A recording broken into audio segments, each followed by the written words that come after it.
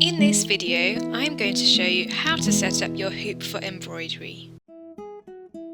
First, select your fabric. Non-stretchy fabrics are better suited to embroidery.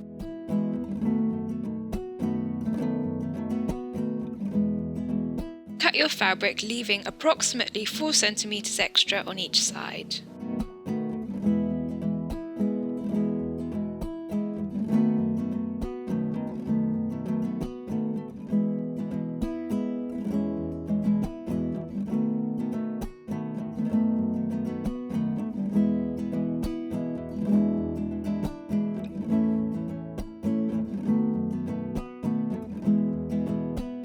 Place your fabric in the hoop and secure at the top.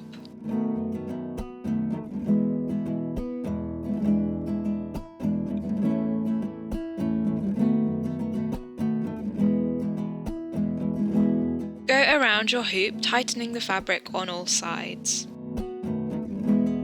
Maintain the tension while stitching for better results. Thanks so much for watching this embroidery tutorial. For more embroidery techniques, check out my other videos.